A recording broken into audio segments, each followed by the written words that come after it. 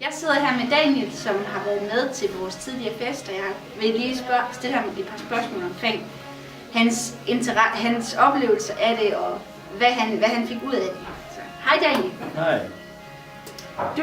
Du var med til sidste fest. Ja, det er rigtigt. Hvordan var det at være med? Jamen, det var jo en spændende fest. Det var, jeg kan ikke huske om det var anden gang, men det var en rigtig god dag, kan jeg godt sige. Ja, fedt. Altså, var du glad for at møde forskellige nationaliteter, som du kom mødt før?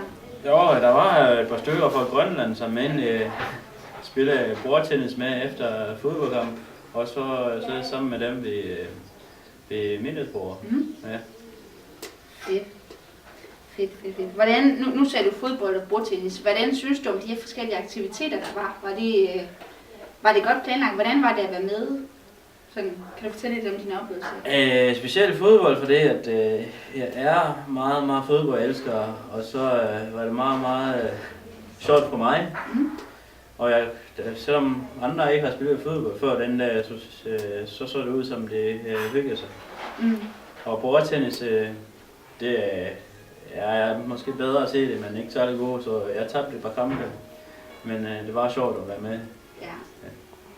Fedt. Hvad synes du om sådan musikken og sådan noget, dans og så videre? Ja, det var en god fest, ja. Og god musik. Jeg gik til den, synes jeg. Ja, jeg har fået at vide, at du dansede rimelig vildt nogle gange. Ja, jeg har også selv set videoerne, hvordan den aften gik. Og det var noget en god dans. Ja, det var det. Så. Hvordan synes du sådan generelt stemningen var? Jamen, stemningen var rigtig god. Jeg har ikke set dem alle sammen, der var med til fest, men jeg kom alligevel til at snakke sammen med dem. Så jeg vil nok sige, at stemningen var rigtig god. Ja. Skal du med til den næste fest? Jamen, nu har jeg svært ved at planlægge min kalender, men når jeg har tiden til den, så vil jeg gerne være med til det. Okay, vi har en fest næste år i februar måned. Ja. Så der skal du med. Ja, så når vi nærmer datoen, så kan jeg lige se, om jeg har nogle andre også, men jeg håber, jeg kommer med. Okay. Ja. Tak for det. Tak.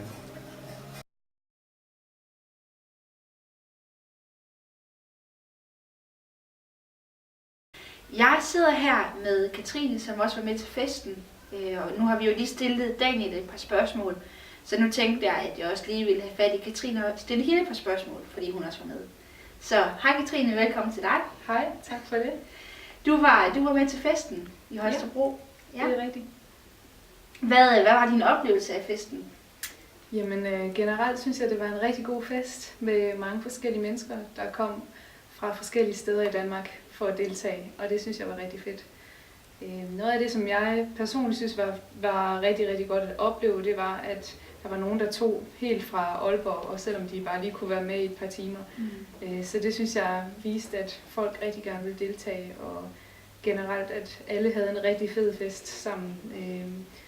Selvom vi var mange forskellige mennesker, så var der et godt fællesskab og en god stemning. Hvad var det bedste for dig til festen? Jamen, der var nok flere ting, men som I ved, så var jeg jo med til at fortælle lidt om min historie, og hvordan at jeg har oplevet nogle ting i mit liv, der har forandret sig, og det synes jeg var rigtig fedt at få lov til at dele. Og så synes jeg også bare, at det var rigtig fedt, hvordan vi kunne have det sjovt sammen, og vi kunne danse, og jeg synes i hvert fald, at vi havde noget rigtig godt musik, og vi havde det virkelig sjovt sammen, mens vi dansede og festede sammen. Så det var fedt. Cool. Hvad synes du om maden og musikken? Jamen, jeg synes begge dele var rigtig godt, og det var meget forskelligt. Både maden var meget forskellig, altså vi havde både noget dansk og noget afrikansk og lidt forskelligt, og det samme med musikken. Vi havde jo også både spansk, afrikansk og engelsk, og altså techno, rap, hiphop og andre stilarter også. Og det synes jeg også viser lidt alle de forskellige mennesker, vi er. At musikken og maden også afspejler det. Og det synes jeg bare viser, at mange forskellige mennesker er velkommen, og vi laver noget, som er godt for alle, som alle kan være med til. Ja. Og det synes jeg er en rigtig god idé, når vi er så mange forskellige mennesker. Ja. Nu nævnte du selv, at du var med til at fortælle om, hvordan nogle ting, der er sket i dit liv. Hvordan opleves det at fortælle det? Ja, det er jo altid sådan lidt spændende at stå foran et publikum og skulle fortælle noget, som er meget personligt. Men jeg vil sige, at jeg oplevede en god respons på det.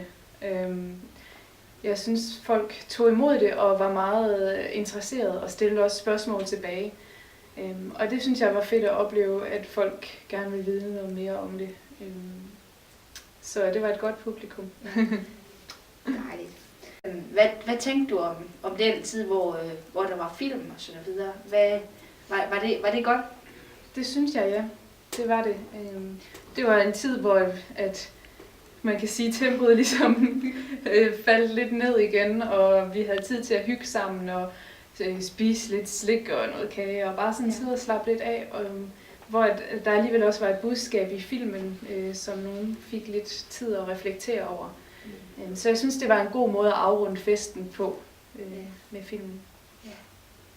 Og hvad så, skal du med til den næste fest den 16. februar næste år? Det skal jeg da helt sikkert. Der er ingen tvivl om det. Godt. Så ses vi der. Det gør vi i hvert fald. Jamen, tak for interviewet. Tak fordi du ville være med. Selv tak.